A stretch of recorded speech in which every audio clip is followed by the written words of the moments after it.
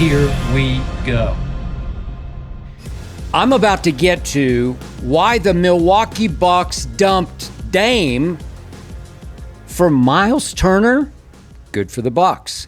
I'm about to get to why Brook Lopez said no to the Lakers circus in favor of saying yes to the no-drama Clippers, which leaves the Lakers stuck with Deandre Ayton.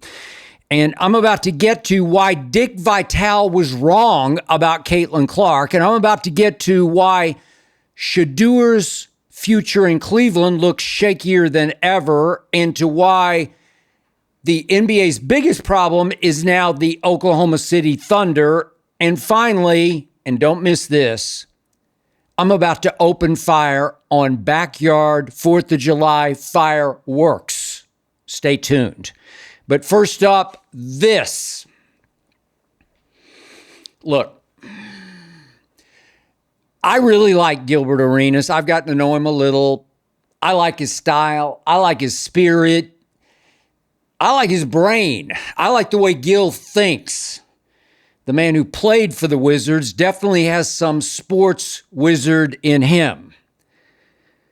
All of which is why I occasionally enjoy the challenge of disagreeing with Gilbert Arenas, as I'm about to do right here, right now on the Skip Bayless Show, brought to you by FanDuel, America's #1 sports book. So, as you might remember, I opened Monday's show by blasting LeBron James for once again taking the max, this time $52.6 million, which of course is limiting what the Lakers can do in free agency, as opposed to what true greats Tom Brady and Tim Duncan often did, which was taking far less than what they deserved, so that money in cap sports that they played could be used to maximize the improvement of their teams and their chances of winning championships. Tom Brady, of course, won 7 rings. Tim Duncan should have won 6, had all but won 6, did win 5. LeBron is 4-6 in the NBA Finals, and is once again complaining, this time through his agent Rich Paul, that he doesn't have enough help and still wants to win. Really? I can't tell, LeBron. Meanwhile, in Dallas, Texas, Kyrie Irving opted out so that he could take $8 million less this upcoming season, allowing the Mavs to sign D'Angelo Russell. I thought it might be CP3, but it's D'Lo, as Kyrie's replacement until Kyrie's knee fully heals, maybe mid-year next year. Kyrie also says he wants to win, that the Mavs can win it all this coming season, and he put his money where his mouth is, as opposed to the guy out here in LA. Yet, Gilbert Arenas, who did play 11 seasons in the NBA, sees this very differently than I do. On Gil's Arena, Gil said, and I quote, "The biggest conversation is you want a millionaire to sacrifice for a ring, but the billionaire won't. Because at the end of the day, they're fighting over the same money.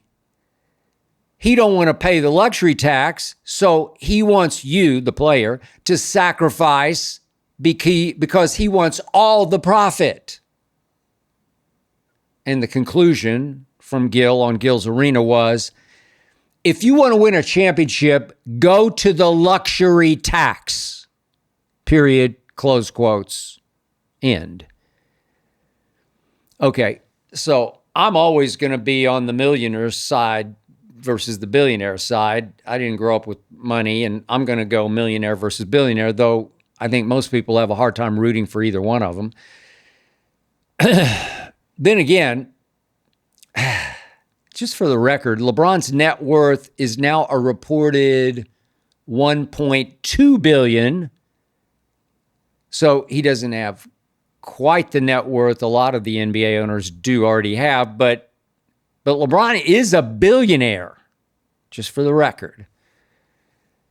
Which was why I said, come on, LeBron, in year 23 at age 41, you couldn't take just, 20 or 30 million to dramatically enhance the Lakers' chances of winning now, winning for you now. I know the Players Association would not have loved it. They would have balked, but come on, man. You, of all people, are powerful enough to say, sorry, I'm playing this season for $20 million. Period. Close quotes. End of story. But no, LeBron stood on principle. I'm worth every penny of $52.6 million. And look, he obviously is. He's still the face of the league. Made second team All-NBA, made the All-Star team. Man, the man in year, 22, averaged 24, 8, and 8, even though he did stink in the playoffs. Hate to bring that back up, but especially in the fourth quarters of games 3, 4, and 5, as the Lakers bowed out in 5 first-round games to the same Minnesota that bowed out in 5 games to Oklahoma City. But don't get me started on all that. But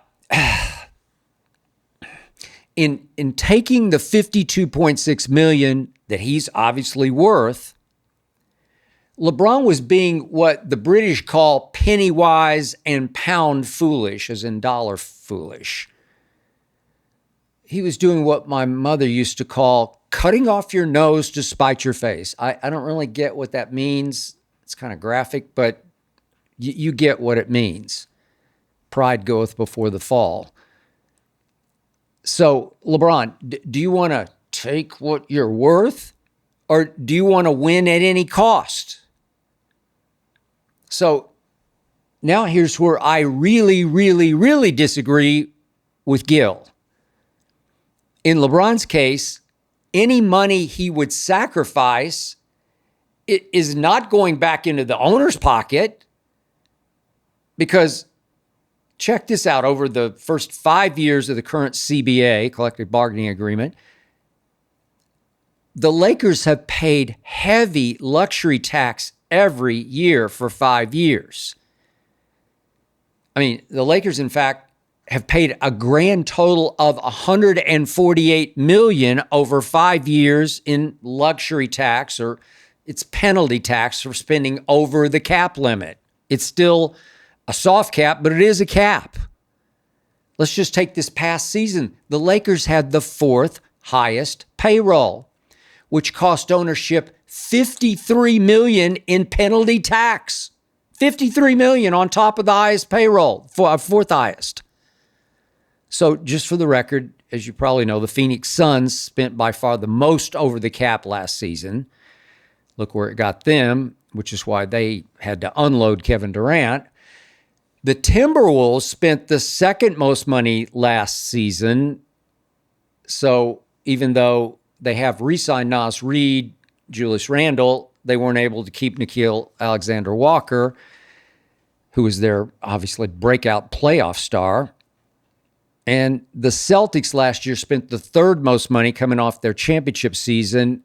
And now their new ownership is saying, no, too rich for our blood, not anymore. Look at the Celtics now as they unload. But last season, the Lakers spent like crazy, Gil. And remember this, the man who just bought the Lakers for $10 billion also owns the Los Angeles Dodgers, who have the highest payroll in uncapped baseball, though the Mets are neck and neck in spending with the Dodgers. But the point is, if LeBron had taken only $20 million, it's not like the extra $32.6 million would go right back into ownership's pocket. No, Jeannie Buss, Mark Walter, the new owner, would spend that money on other and better players, even if they went over the cap and into the aprons of penalty tax. Remember, Luka Doncic, only 26 years of age, is eligible on August 2nd for a 4-year, $229 million max deal. That would be $51 million next year, $55, $59, $63 the next 3 years. Trust me, the Lakers will figure out how to keep Luka. And Austin Reeves just turned down an extension so he can hit free agency and command star money. A year from now, I'm pretty sure the Lakers will figure out how to keep Austin Reeves. So it's not like if LeBron had taken only $20 million, Lakers ownership would rub its hands together and say, the rich get richer. We just took LeBron James to the cleaners. No. The truth is, LeBron James just took himself to the cleaners. Just cost himself the ability to improve a team he's now laughably complaining isn't good enough. What? Gil, that's just my 2 cents. By the way, quick aside here, nothing says summer fun like adding excitement to the game while your friends are getting sunburned at the beach. Summer sports are calling your name, baseball under the stadium lights, golf on pristine green fairways, soccer matches with world-class goals, all the action-packed moments in between. Look, you're going to spend all day following your favorite sports on your phone anyway. Might as well make it more thrilling with FanDuel. By the way, how about the Fever winning the Commissioner's Cup last night at Minnesota, that Tuesday night at Minnesota? That was by 15 points as a 5.5-point underdog without Caitlin Clark. Wow. Whew. Open the FanDuel app today to see the daily promotions. New to FanDuel, if you are, new customers can bet just $5, get $150 in bonus bets if your first bet wins. So why not open the FanDuel app right now, today? Visit FanDuel.com/skip. Use my first name, FanDuel.com/skip to get you started. Okay. Cheers. Now for the stunner of NBA free agency. Even wilder than Kevin Durant choosing the Houston Rockets. By the way, the Rockets are winning free agency, I think. Dame time, out of time in Milwaukee. The Bucks did what? They ate the rest of Damian Lillard's massive contract, just swallowed it whole. So they could sign Miles Turner away from Indiana? Really? They waived and stretched Dame, meaning they owe him $110 million over the next 2 years. Whew, that's LeBron money. And they accepted that they'll owe another $22 million in roster charges over the next 5 years. They did that? They did. The Bucks just called the Pacers bluff. Speaking of luxury tax, the Pacers haven't paid a penny of luxury tax for 20 years. They said they'd pay a little penalty tax to keep Miles Turner, but apparently that was an exaggeration because the rival Bucks just swooped in and blew the Pacers out of the water with a 4-year, $107 million deal for Miles Turner. I saw Brian Windhorst say on ESPN that the Pacers should be disgusted, talking about the players, they should be disgusted, sick at their stomachs over Miles Turner defecting to such a hated rival. But this did make me wonder if maybe Miles Turner was sick at his stomach over how he never got the credit he deserved, with Tyrese Halliburton being considered the star on the Pacers and maybe Siakam the second biggest star. Heck, there were some nights TJ McConnell was considered at least as valuable as Miles Turner. So maybe it was Miles Turner who said, hell with you, Pacers. Maybe. But that's all just the subplot to the plot of free agency. The Milwaukee Bucks just dumped Dame in favor of Miles Turner. They did that. And I applaud them for that. They took an all-time financial bath and just cut Damian Lillard. But you know and I know Giannis signed off on this. In the end, all that Bucks ownership management really care about is keeping Giannis in Milwaukee. And obviously, Giannis did not love playing with Dame. Did you happen to notice what Giannis did the last few weeks of the regular season when Dame was out? He went MVP style crazy. Over the last few weeks of the season, he averaged 33, 16, and 7 assists, shooting 60% from the floor. Maybe Dame was just too ball dominant, too egocentric for Giannis. I mean, Dame's numbers were pretty good last season, 25, 7, and 5, but I don't know, only 5 assists a game. And when he and Giannis were on the floor together, that team just never had the look of a contender. Obviously, they didn't win even one playoff series together in 2 years. They just never really clicked. They never quite fit together. And by the way, you heard that here first. I first guessed that before it ever started. I'm assuming Bucks management and the coaching staff weren't the biggest Dame fans either, or that they would have fought tooth and nail against this move. But no, they plunged at an extremely steep price. They got rid of Damian Lillard in favor of Miles Turner, who's a little better Brook Lopez. He's 8 years younger than Brook. And Dame, of course, tore his Achilles. God bless him and his recovery, who didn't tear their Achilles this year, but he tore his Achilles in that, third playoff game this year. So he'll almost certainly miss all of next season. He's about to be 35, so he won't play again until he's 36. And surely that also factored into the Bucks' decision. Maybe they just decided an aging Dame coming off Achilles reattachment would never quite be able to live up to the rest of his massive contract.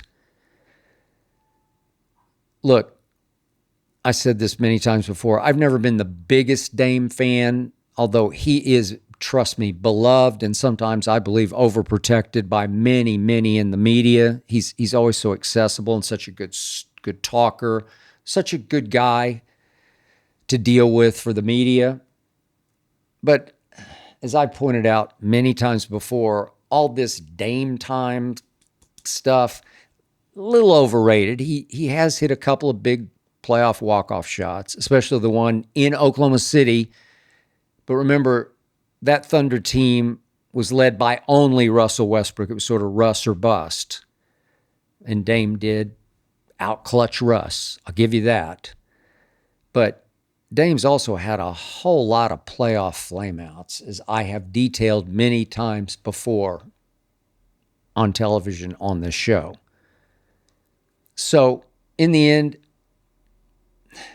I, for one, was not shocked the Bucks basically replaced Damian Lillard with Miles Turner, no matter the cost.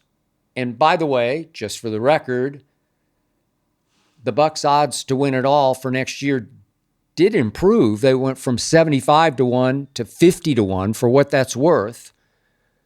So Vegas said, okay, you got a little better.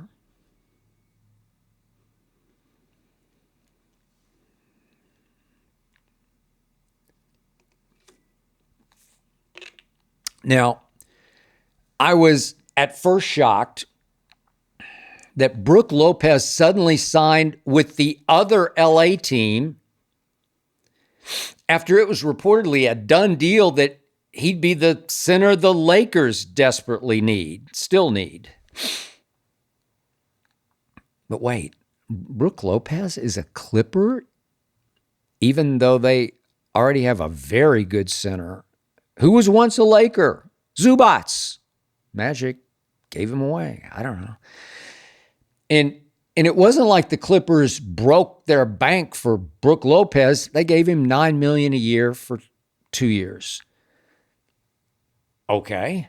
So Brook Lopez will be happy mixing and matching with Big Zoo the way Maybe the Thunder played Chet and Hartenstein often together. Yep, it sure worked for the Thunder, didn't it? So here's my take on why Brook Lopez chose Clippers over Lakers. He just didn't want to join the circus. Brook Lopez was born in North Hollywood out here in Los Angeles, but he has no Hollywood in him.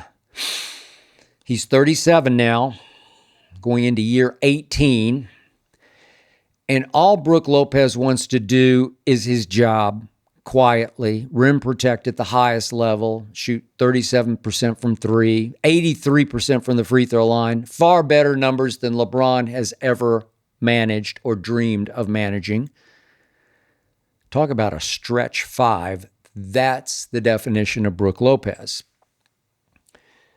So Brook chose the stability, the ego-less, even keelness of Ty Lue and Kawhi Leonard over the nightly soap opera swirling around LeBron and Luka and JJ. Brook Lopez knows full well that the quote-unquote GOAT often needs a scapegoat. And Brook Lopez, smart man, went to Stanford, didn't want the between the lines finger pointing at him on LeBron's Mind Game podcast. You know that'll be coming next year. I can't blame Brook. He just wanted to work in peace, not in pieces. So now that Brook's a Clipper and Miles Turner is a Buck and Clint Capella is a Rocket and Luke Cornett, my man from Vanderbilt, is a Spur, I'm assuming that leaves the Lakers with Deandre Ayton, whose talent is undeniable, which is why he went first overall in that 2018 draft when Luka went third. But what has always been extremely questionable about Deandre Ayton is his motor, man. His motor, his drive, his every night desire. He cares, then he doesn't. Does not. That's why now two teams, Phoenix and Portland, have given up on the number one former overall pick. Maybe LeBron and Luka, maybe those two, maybe they're the two who could keep Ayton's fire lit night after night after night. I'll give you that possibility. But I will never forget the story my man Lil Wayne told me after Game 7 of the 2022 conference semifinals. That was Mavs at Suns. Wayne was sitting courtside that day as the Suns lost Game 7 by 33 points. Suns coach at the time, remember Monty Williams, yanked and benched Deandre Ayton in that game. And along the sideline, within earshot of Lil Wayne, Monty and Ayton had a shouting match, the likes of which Wayne had never heard between a player and a coach in such a public setting. Wayne's been around a lot of athletes and attended courtside many, many NBA games, and he called me to tell me, I've never heard anything about this. It just got vicious. It just got so profanely ugly. Now remember, Monty Williams is seen as a very nice guy, highly respected around the league, Christian, good man. And yet Ayton's attitude, which had probably been eating away at him all year, just really set him off during Game 7. And he lost it, and he let Ayton have it for many to hear. Ayton responded in kind for everyone to hear. This was a home Game 7, and Monty Williams just could not live with Ayton's lack of effort. Lakers, beware. You have been warned.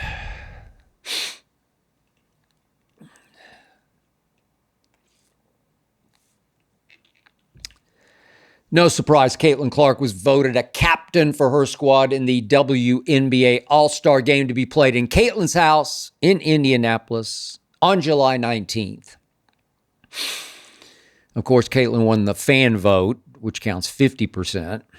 She finished third among guards in the media vote. Okay.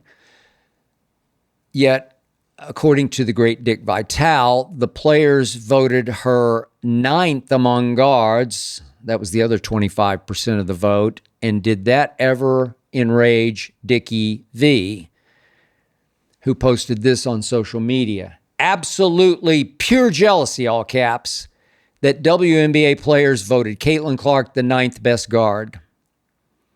Someday they will realize what she has done for all of the players in the WNBA. Chartered planes, increase in salaries, sold out crowds, improved TV ratings. End of post. Now, of course, as you well know, I have led the charge about the jealousy and resentment of veteran stars, black and white, of Caitlin Clark's impact. So obviously, Dickie V is preaching to my choir on that point. But to be completely fair about this, if other players simply took a very close look at just Caitlin's on-court production so far this season, I got to admit, I can see where they voted her ninth. Thanks to her recent 1 for her last 23 from three, Caitlin Clark is now shooting 29.5% from three. That ranks 55th of 64 qualified three-point shooters. 55th of 64, Caitlin Clark. And as she did last year, she is now running away with the league lead in turnovers. She's averaging 6 a game. Whew. To only 3 for Angel Reese, 3 a game, and Angel is second in the league in turnovers per game. 6 to 3 a game? God, yikes. Even Caitlin's free throw percentage is off by her standards. She was second in the league last year at 91%. That was great. But now she's slumped to 82%, which ranks 27th. Whew. Caitlin is still second in the league in assists per game with 9 a game. That'll work. But the Fever are only 8-8, and Caitlin has played only 8 of those games. Remember, Tuesday night's Cup championship game does not count in the standings. And without Caitlin, who's still out with what she and the team are calling this groin injury, the Fever, as you certainly know by now, as 5.5-point underdogs, pulled off shocking upset at Minnesota, which I'm sure led some of those players out there who helped vote Caitlin Clark the ninth best guard to say, see, told you so. Because obviously the Fever won without Caitlin Clark. Look, I've been Caitlin's biggest fan, or at least one of. She, to me, is it. She is she. The WNBA's first gotta-watch, can't-miss star in impact and in just sheer drawing power. She obviously has to be the captain of the All-Star game played in her arena. But man, fair is fair. On sheer performance, you can make a strong case she did not belong on the All-Star team at all.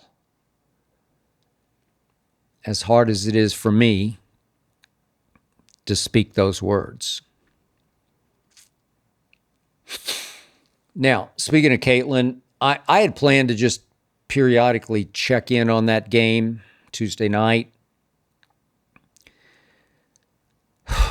But beginning when I checked in the second quarter, when the Fever shockingly took control of that game, I couldn't quit watching because Caitlin Clark was a huge part of that game, even though she watched from the bench in sweats.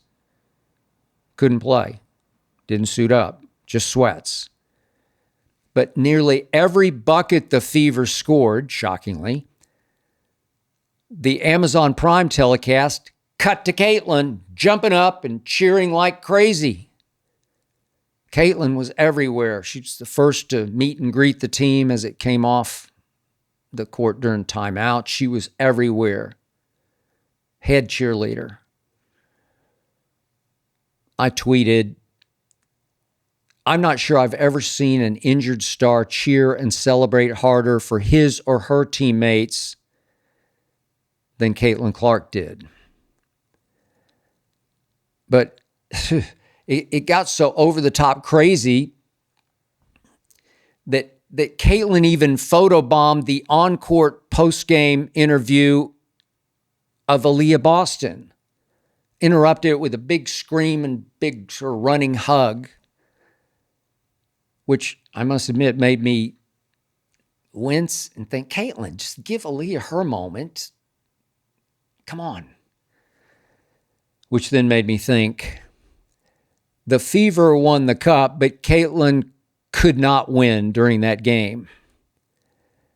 Think about this. If she just sat quietly and expressionless on the bench, just passively, just closely observing, the haters would have said, oh, she wasn't rooting for her teammates.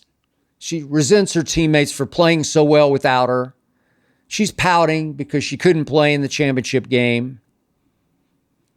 And yet, if she turned into the head cheerleader, then the haters could say she was grandstanding, camera hogging, playing to the camera she knew would be on her every second of the championship game she couldn't play in. Well, now this is Caitlin Clark's life, and it's a great life. But that spotlight will get brighter and brighter and hotter and hotter. So far, in my view, she's handled that spotlight beautifully, perfectly. She's always saying and doing the right thing. Did she lay it on a little thick with all the cheering and celebrating? Maybe a little. She knows she's under the national microscope every single second. But I also think Caitlin Clark is a very good teammate. And I also believe she was genuinely happy for her teammates during and after that championship game.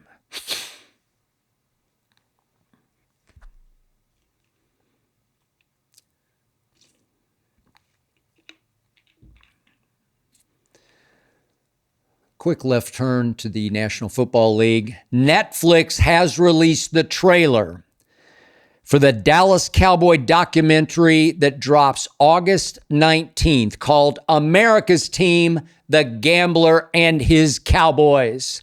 It's about Jerry Jones and the Cowboys' 4-year dynasty of 1992, 93, 94, and 95. I believe this documentary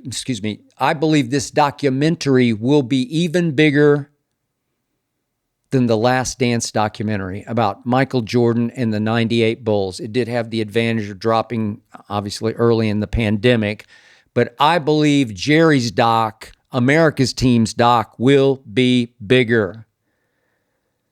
I covered that Last Dance team as a columnist for the Chicago Tribune, 1998.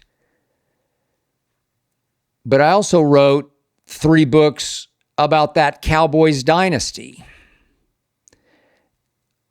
I'm in the trailer. I assume I'll play a fairly prominent role in the documentary. They did interview me for, I don't know, I think it was 6 straight hours one Saturday out here in LA. it started to feel like my books were serving almost as a roadmap for this documentary. But I could be wrong. I can't wait. Wouldn't it be something if this documentary and what I believe will be its nuclear reaction inspires the current Dallas Cowboys to break through against impossibly long odds and win their first Super Bowl in 30 years since 1995? Wouldn't that be something? I'm just throwing that out there now.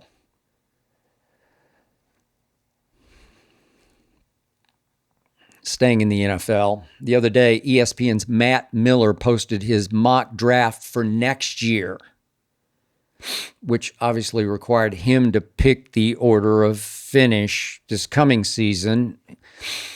He had Buffalo picking last in this mock and the Eagles second to last, so he's saying Bills over Eagles in next year's Super Bowl. But here was the double stunner.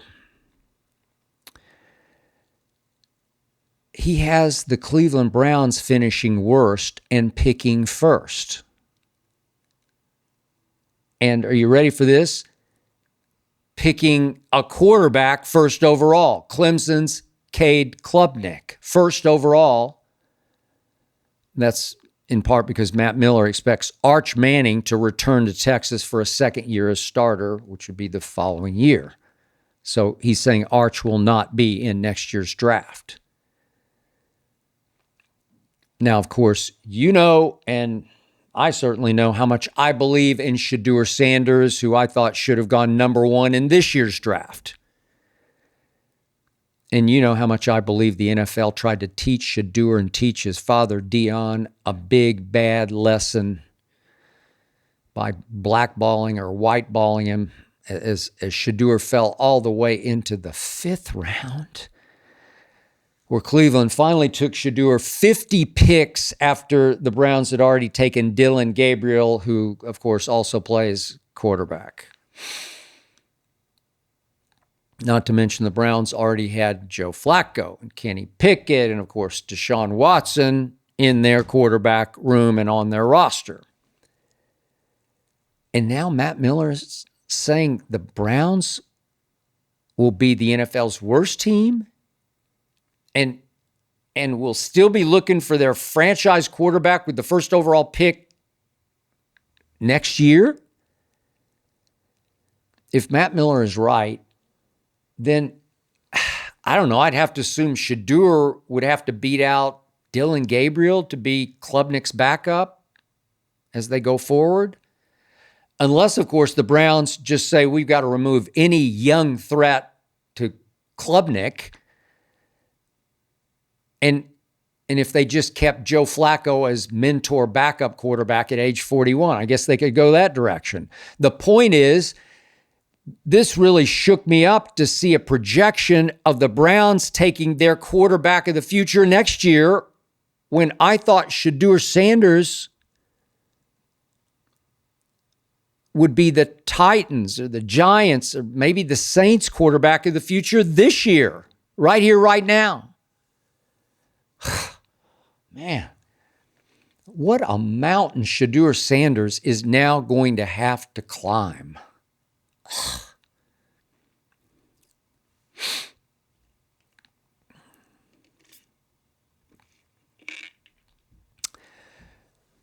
A quick word and a reminder about the recently crowned NBA champions. Now, we've all been caught up all this week with every NBA team except the Oklahoma City Thunder scrambling to get better, scratching and clawing to close the gap, gambling and plunging to somehow contend. The Rockets, the Bucks, the Nuggets, the. I remind you, the Thunder won the loaded Western Conference this past season by 16 games. The Thunder went 29-1 against the Eastern Conference this past season. The Thunder were the youngest team in almost 50 years to win the NBA Finals. And the Thunder are losing nobody. Nobody. The Eagles won the Super Bowl, as I predicted, and got hit hard by free agent losses. That's usually what happens. The Thunder will all be back. That also and obviously includes the Thunder making SGA MVP the highest paid player ever, 4 years, $285 million. Congrats, man. And you want the icing on this title cake? The great John Hollinger, writing in The Athletic, raved about the player the Thunder just took with the 15th pick of the first round. The player John Hollinger had 10th on his board. Thomas Sorber, the big man out of Georgetown, was, according to Hollinger, stolen by the Thunder with the 15th overall pick. And Hollinger wrote in The Athletic, and I quote, "I like Sorber for with multiple O's, so many reasons." So Chet and Isaiah Hartenstein and Sorber, I like OKC's chances of winning it all again next year for so many reasons.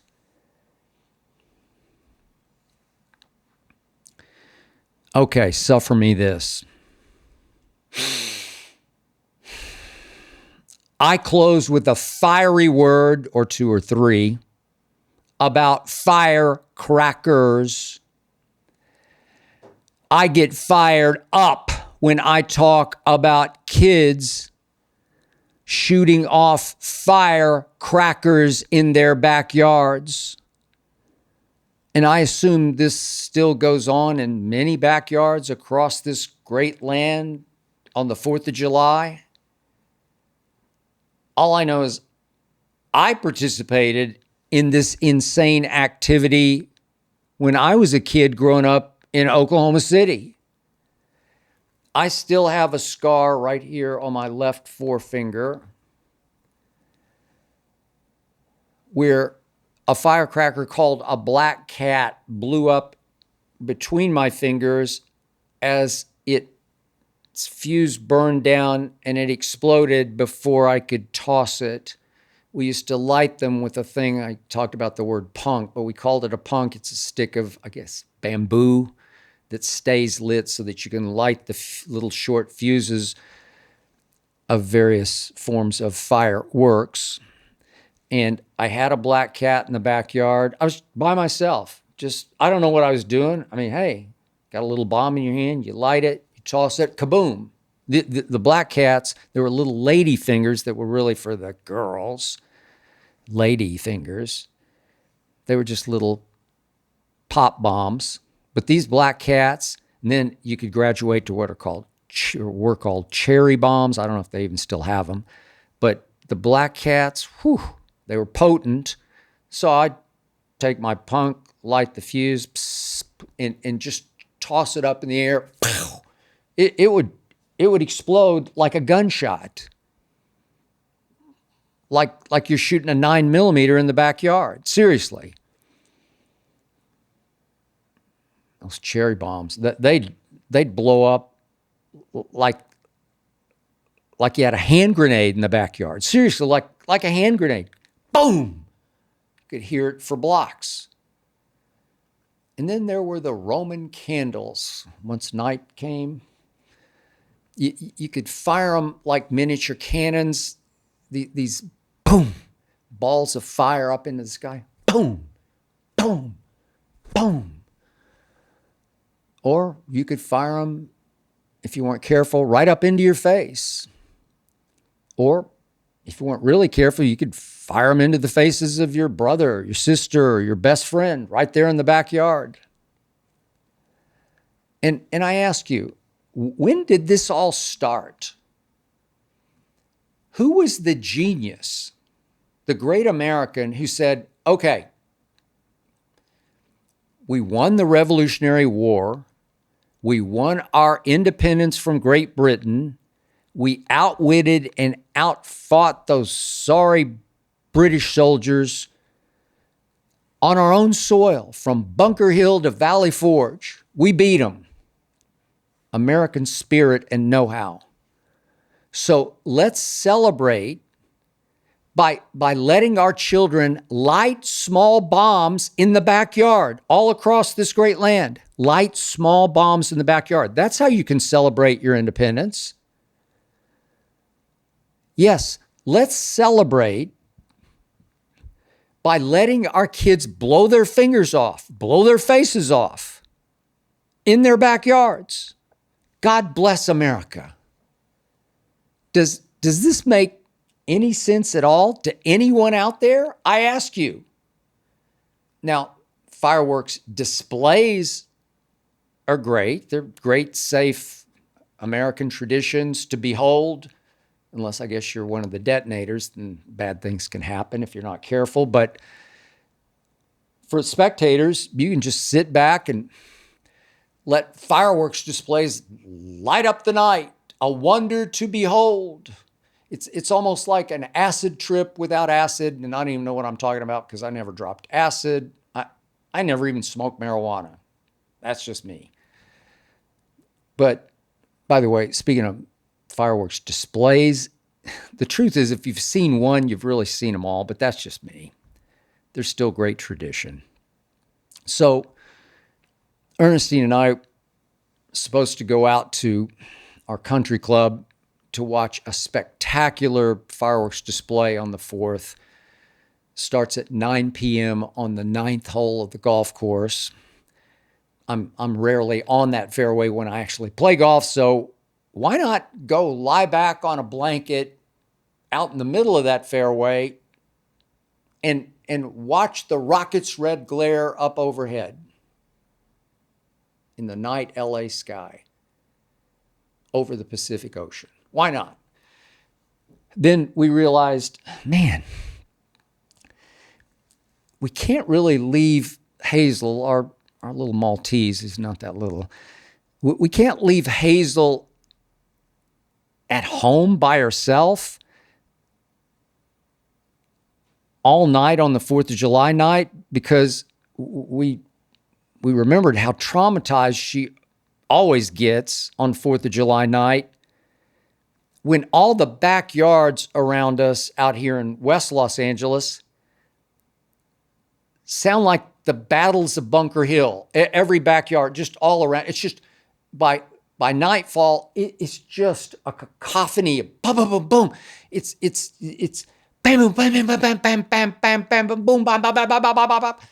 And like, I guess a lot of dogs, Hazel freaks. And I don't blame her. She's looking at me like, what the hell is going on out there? She's barking. She thinks we're under siege, under attack. She's ready to fight. Where are they? I'll get them. So Hazel,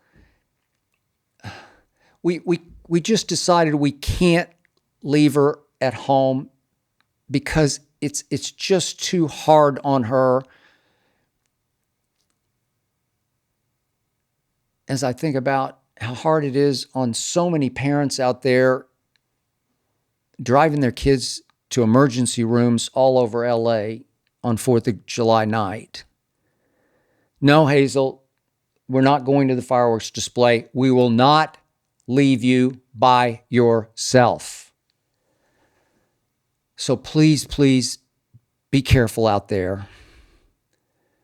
Please have a happy and a safe 4th of July.